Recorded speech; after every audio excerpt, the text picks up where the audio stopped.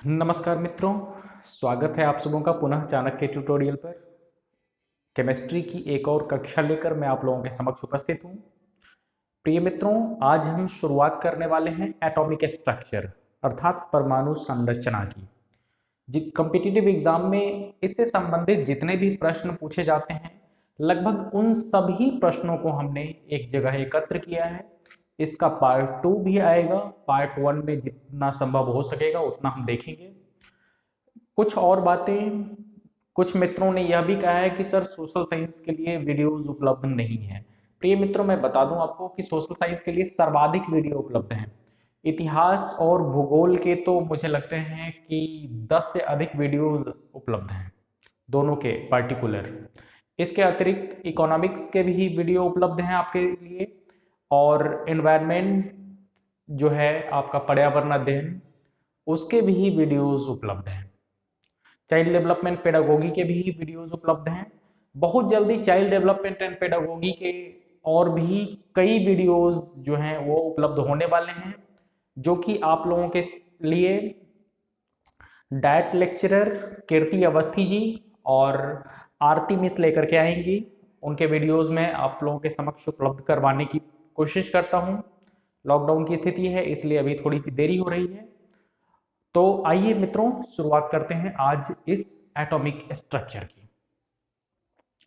सबसे पहले सीधी बात, नो बकवास, जो भी है सीधा मुद्दे पर आते हैं। परमाणु, एटम्स, ये क्या है? तत्व का वह सूक्ष्मतम कण जो किसी रासायनिक अभिक्रिया में भाग ले सकता है, वह क्या कहलाता है? परमाणु कहलाता है। जैसे ऑक्सीजन का यह परमाणु है, यह हाइड्रोजन का परमाणु है, यह लोहा का परमाणु है। ठीक है, क्लियर? अणु, यह पदार्थ का वह सूक्ष्मतम कण है जो स्वतंत्र अथवा मुक्त अवस्था में रह सकता है।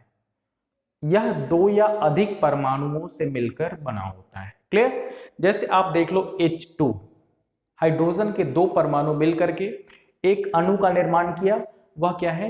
H2। और ये आपस में दो या अधिक ही क्यों आते हैं? इसके पीछे कारण है अपने अस्थायित्व को प्राप्त करने के लिए, अपने अष्टक को पूरा करने के लिए। ठीक है, क्लियर?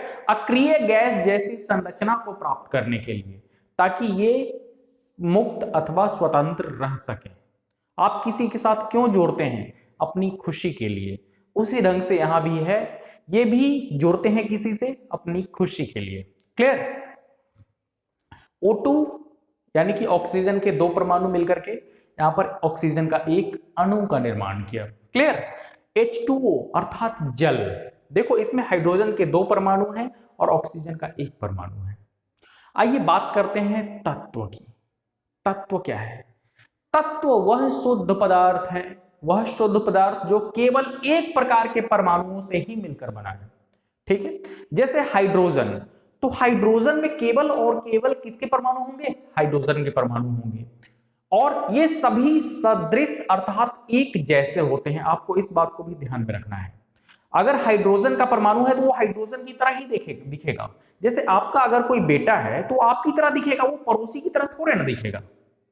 बताओ, अगर पड़ोसी की तरह दिख रहा है तो कुछ गड़बड़ है। इसी ढंग से मैं आपको बताता हूं, ऑक्सीजन का परमाणु है, ठीक है, तो ऑक्सीजन की तरह दिखेगा। क्लियर? ठीक है, तो आप यह देख लो कि सबके परमाणु होते तो भिन्न भिन्न हैं। जैसे हाइड्रोजन का परमाणु हर हाइड्रोजन के जैसा होगा, ऑक्सीजन का ऑक्सीजन के जैसा, लोहा का लोहे के जैसा। ठीक है, तो सबके अलग अलग होंगे। लेकिन अगर लोहे के परमाणु की मैं बात करूं तो लोहे के सभी परमाणु एक जैसे होंगे। स्पष्ट है सारी बात? अब देखिए यौगिक। ठीक है, इस यौगिक को समझना होगा। यह यौगिक क्या है?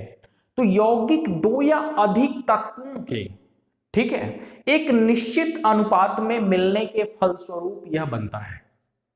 क्लियर? और रासायनिक क्रिया द्वारा इनके जो भी मूल तत्व है उन्हें अलग किया जा सकता है।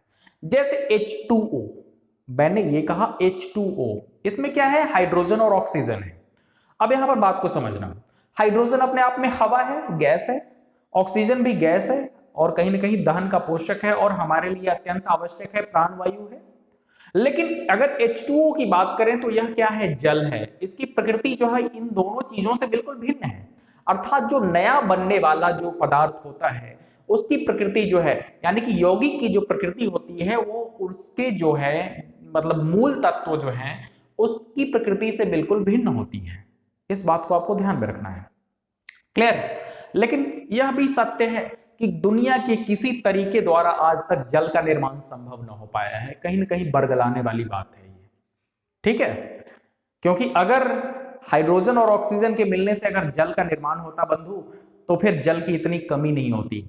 दुनिया में मात्र 3% पीने योग्य जल है, आपको भी पता है, मुझे भी पता है, ठीक है। और इसमें भी अधिकतर जो जल है वो ग्लेशियर्स में पाए जाते हैं, ठीक है, जहां से हम उठा करके ला नहीं सकते, पहाड़ों पर पाए जाते हैं। यानी कि बहुत कम मात्रा है जल की जो पीने योग्य है, ठीक है। समुद्री जल पर भी कई प्रयोग हो चुके हैं, लगातार प्रयोग चल रहे हैं, लेकिन समुद्री जल को अपना शरीर जो है वो पचा ही नहीं पाता, ठीक है। लेकिन खैर पढ़ना है तो पढ़िए इसे, ठीक है। यह जल है, यह H2SO4 अर्थात सल्फ्यूरिक अम्ल है, यह C12H22O11 अर्थात चीनी का अणु है। क्लियर, चीनी। अब एक बात यहां पर ये समझो, आपको मैं एक होमवर्क दे रहा हूं अभी, 1 से लेकर के 20 तक सभी तत्वों को आपको याद रखना है। अभी तक कुल 118 के आसपास तत्वों की खोज हो चुकी है, वो 117 हो 118 हो जो भी हो, लेकिन इतने महत्वपूर्ण नहीं है आपके लिए। केवल और केवल पहले जो 20 तत्व हैं वो महत्वपूर्ण है, आपको उन्हें याद रखना है। समझ में आ रही बात? तो पहले 20 तत्व, ठीक है, उनका एटॉमिक नंबर अर्थात परमाणु संख्या और परमाणु भार या परमाणु द्रव्यमान जो भी आप कहते हो वो आपको साथ में याद रखना है, पहले 20 के, ठीक है। तो आपके लिए आज का यह होमवर्क रहा। आइए बात करते हैं आगे। परमाणु सिद्धांत जो है सर्वप्रथम जॉन डाल्टन ने दिया। तो आपसे यह पूछा जाता है कि परमाणु सिद्धांत के जो प्रतिपादक कौन है, तो वो कौन है, हमारे जॉन डाल्टन साहब। इन्होंने यह भी बताया कि परमाणु अविभाज्य तथा नित्य है, ठीक है। अविभाज्य मतलब इनको तोड़ा नहीं जा सकता, और नित्य अर्थात इन्हें किसी तरीके से ना तो बनाया जा सकता है, ना ही विध्वंस किया जा सकता है, ना ही इसको नष्ट किया जा सकता है। क्लियर, स्पष्ट है सारी बात? नाभिकीय अभिक्रिया द्वारा, लेकिन बाद में ये चीजें स्पष्ट हुई है कि नाभिकीय अभिक्रिया द्वारा परमाणुओं को विभाजित किया जा सकता है, और आगे आप देखेंगे कि इलेक्ट्रॉन, प्रोटॉन और न्यूट्रॉन में इसे आप विभाजित कर सकते हैं। क्लियर। मास स्पेक्ट्रोमेट्री द्वारा परमाणुओं के भार का मापन होता है। तो यह भी आपसे पूछा जाता है कि परमाणु भार जो मापन है वह कैसे होता है, ठीक है। तो ये मास स्पेक्ट्रोमेट्री के द्वारा। क्लियर। किसी तत्व की रासायनिक प्रवृत्ति किस पर निर्भर करती है? इलेक्ट्रॉन पर निर्भर करती है। उसकी रासायनिक प्रवृत्ति की वह कितना रिएक्टिव है, वह अस्थाई है, अस्थाई है, कैसा है, लेस रिएक्टिव है, मोर रिएक्टिव है, कितना सक्रिय है, कितना अक्रिय है, ठीक है। हिंदी वालों समझना, कितना अस्थाई है, अस्थाई है, ये सारी चीजें किस पर निर्भर करती हैं? इलेक्ट्रॉन पर। क्लियर। और विशेषकर बाह्यतम कक्षा के इलेक्ट्रॉनों पर। अब देखो कि प्रोटॉन और न्यूट्रॉन नाभिकीय बल द्वारा एक दूसरे से जुड़े होते हैं। आइए अब इस प्रोटॉन और न्यूट्रॉन को हम देखते हैं। प्रोटॉन और न्यूट्रॉन पाए कहां जाते हैं? तो ये नाभिक में पाए जाते हैं। क्लियर। और इलेक्ट्रॉन जो है ये इसके चारों ओर, जैसे सूर्य के चारों ओर परिक्रमा करते हैं सभी ग्रह, उसी ढंग से इस नाभिक के चारों ओर कौन चक्कर काटता है? इलेक्ट्रॉन काटता है। न्यूक्लियर मॉडल ऑफ एटम के खोजकर्ता कौन है? रदरफोर्ड। ये बात भी आपको ध्यान में रखना है, ठीक है। कक्षकों में अधिकतम इलेक्ट्रॉन की संख्या कितनी हो सकती है? 2n²। इन कक्षकों को बढ़ते क्रम में के, एल, एम, एन इन सब लेटर से दर्शाया जाता है। जैसे अब के में अगर आपसे पूछा जाएगा तो के ये क्या है? पहला ऑर्बिट है। क्लियर, ठीक है। तो इसमें अधिकतम कितने इलेक्ट्रॉन हो सकते हैं? 2n²। आपको फॉर्मूला पता है, 2 × 1², यानी कि अधिकतम इसमें कितने इलेक्ट्रॉन हो सकते हैं? अधिकतम इसमें 2 इलेक्ट्रॉन हो सकते हैं। इसी ढंग से अगर एल की बात करें तो एल कक्षक में कितने इलेक्ट्रॉन हो सकते हैं? 2 × 2², यानी कि कितने हो सकते हैं? 8। 2² 4, 4 × 2 कितना हो जाएगा? 8 हो जाएगा, ठीक है। इसी ढंग से अगर मैं m की बात करूं तो m में अधिकतम कितने हो सकते हैं? 2 × ठीक है 3 का स्क्वायर, 2n² हम तीसरा कक्षक है, ठीक है, तो ये कितना हो जाएगा 3a स्क्वायर कितना होता है 9, 9 दूना 18। ठीक है, तो ये अधिकतम इलेक्ट्रॉनों की संख्या है। क्लियर, इन सेल्स में अधिकतम इलेक्ट्रॉनों की संख्या इतनी हो सकती है। ठीक है, ज्यादा आपसे डिटेल नहीं पूछा जाएगा। ठीक है, मोटी मोटी बातें इसीलिए मैं बता दे रहा हूं आपको। अब देखो कि हमें पता चल गया इलेक्ट्रॉन, प्रोटॉन और न्यूट्रॉन के विषय में कि नाभिकीय अभिक्रिया द्वारा परमाणुओं को विभाजित किया जा सकता है। अब देखिए कि इस इलेक्ट्रॉन के खोजकर्ता कौन है, तो वो है जे थॉमसन। आपसे सीधा प्रश्न पूछा जाता है कि इलेक्ट्रॉन की खोज किसने की, तो थॉमसन साहब थे। इसका मास कितना होता है 9.01 into 10 to the power -31 KG. कभी कभी आपसे ग्राम में पूछ देता है, तो क्या हो जाएगा 10 टू द पावर -27 ग्राम। ठीक है, 28। ठीक है, क्लियर। अब देखो क्या है कि इस पर आवेश कितना होता है -1.6022 into 10 to the power -19 coulomb. ठीक है, आवेश का SI मात्रा क्या है, कूलम है। ठीक है, मुझे भी उतना याद नहीं रहता, मैं भी देख करके ही टिक मारता हूं। क्लियर, लगभग सारी चीजें दिमाग में है, लेकिन ऑप्शन मुझे दिखेगा तो ऑप्शन से मैं टिक मार लूंगा आसानी से। क्लियर। प्रोटॉन की खोज किसने की है, गोल्डस्टीन ने की है। ठीक है, और इसका मास कितना होता है 1.672 into 10 to the power -27 KG. Clear, स्पष्ट है सारी बात। और इस पर जो आवेश होता है, इलेक्ट्रॉन पर ध्यान में रखना कि आवेश जो होता है वो नेगेटिव होता है, और प्रोटॉन पर आवेश जो होता है वो पॉजिटिव होता है, और न्यूट्रॉन यानी कि न्यूट्रल, ठीक है, ना पॉजिटिव ना निगेटिव अर्थात जीरो। क्लियर, आवेश इस पर जीरो होता है। ठीक है, तो इस पर माइनस का है -1.6022 इंटू 10 टू द पावर -19, इस पर प्लस का 1.6022 into 10 to the power -19 KG coulomb. ठीक है, तो वो आवेश पहले का माइनस में और दूसरे का प्लस में। क्लियर, अब देखो न्यूट्रॉन के विषय में। ठीक है, इन सारी चीजों को आवेश वगैरह जो भी है हम लोग फिजिक्स में पढ़ेंगे आगे। ठीक है, फिजिक्स की कक्षा बहुत जल्द मैं शुरू करूंगा। न्यूट्रॉन के विषय में मैं बता दूं कि जेम्स चैडविक ने इसकी खोज की। ठीक है, इन तीनों के खोजकर्ता बहुत महत्वपूर्ण है, पता नहीं कितनी बार कितनी परीक्षाओं में पूछे गए हैं। ठीक है, और इस पर जो इसका जो भार है, मास है, वह कितना है 1.674 into 10 to the power -27 KG. ठीक है, और आवेश जीरो, न्यूट्रॉन न्यूट्रल है। क्लियर। अब देखो आपसे प्रश्न पूछा जाता है एटॉमिक नंबर को लेकर के, तो एटॉमिक नंबर को आप किससे रिप्रेजेंट करते हैं, एटॉमिक नंबर बराबर नंबर ऑफ प्रोटॉन्स। ठीक है, तो किसी भी परमाणु में नंबर ऑफ प्रोटॉन यानी प्रोटॉनों की जो संख्या होती है वही उसका क्या होता है, एटॉमिक नंबर होता है। ठीक है, और आदर्श स्थिति में यदि कोई चार्ज नहीं है किसी एटम पर, ठीक है, उस स्थिति में क्या होता है कि नंबर ऑफ प्रोटॉन जो होते हैं वो नंबर ऑफ इलेक्ट्रॉन के बराबर होते हैं। ठीक है, लेकिन ध्यान में रखना कि उस पर कोई चार्ज नहीं होना चाहिए। अगर चार्ज है फिर गड़बड़ हो सकता है। प्लस माइनस, प्लस के केस में क्या होता है, चार्ज जब पॉजिटिव है उस केस में इलेक्ट्रॉनों की संख्या घट जाती है, चार्ज जब निगेटिव है तो उस केस में बढ़ जाती है। निगेटिव चार्ज का मतलब क्या है कि हमने किसी से उधार ले रखा है, पॉजिटिव चार्ज का क्या अर्थ है, हमने किसी को उधार दे रखा है। क्लियर, बात को समझना। तो यदि नंबर ऑफ, तो एटॉमिक नंबर किसके बराबर होता है, number of proton equals number of electron यदि परमाणु उदासीन है। क्लियर, स्पष्ट है सारी बात।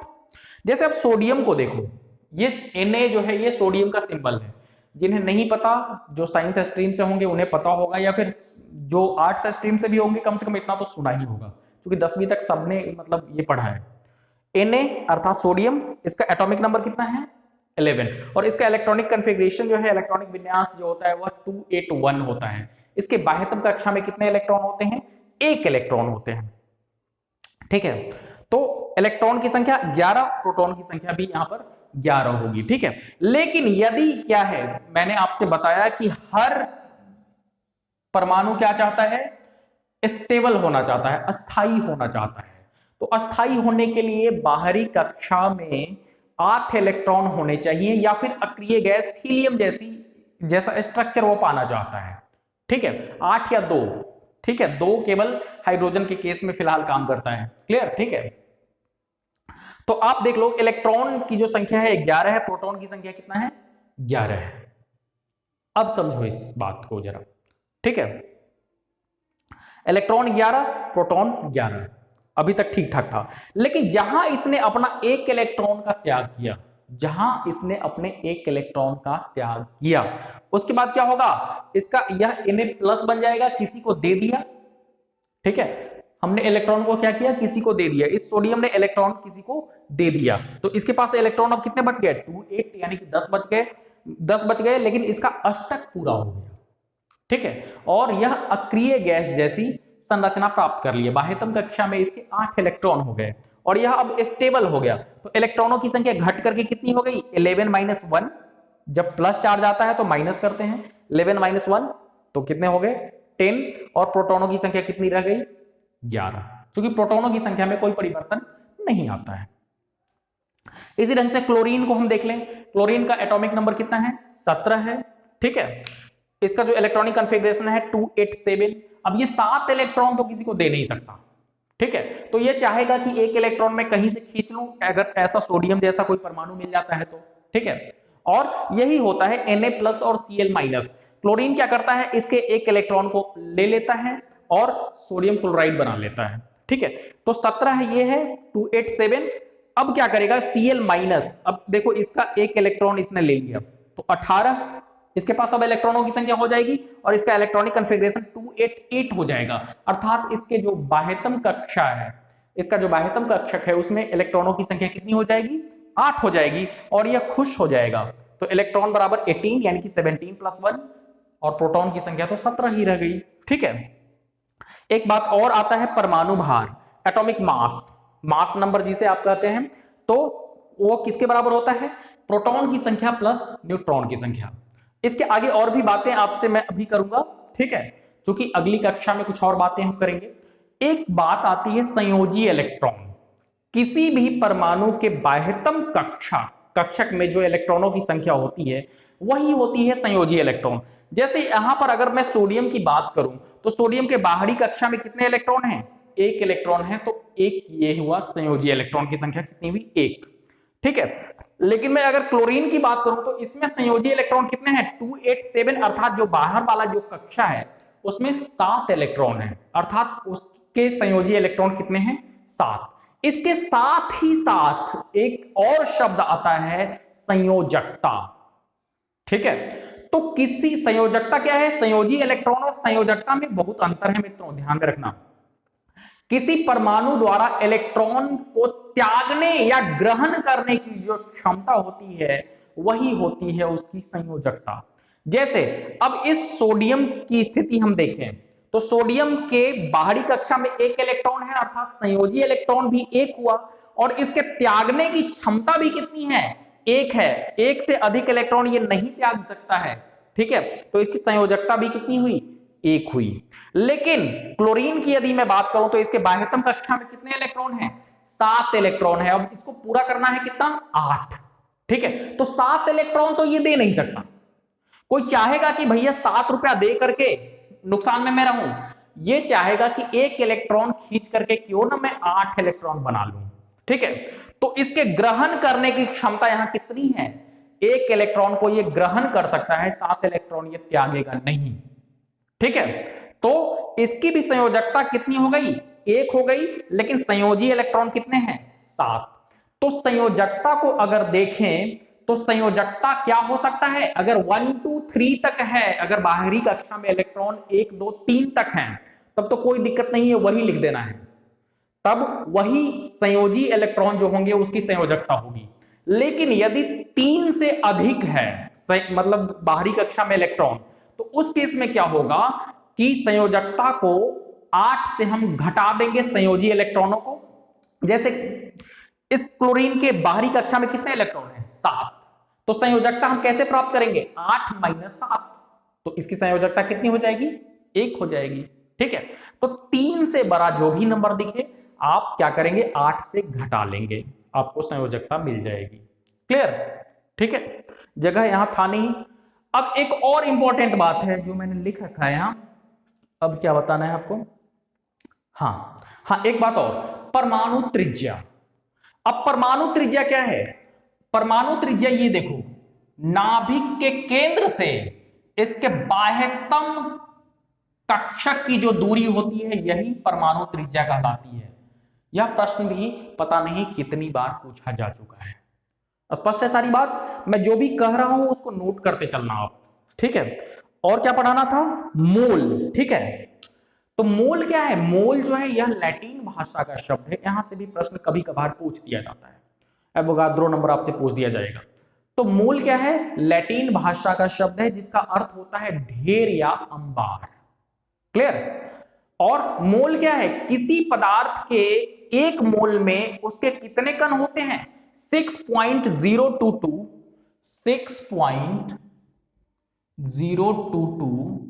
into 10 to the power 23, ठीक है। इसी को एवोगाद्रो संख्या कहते हैं।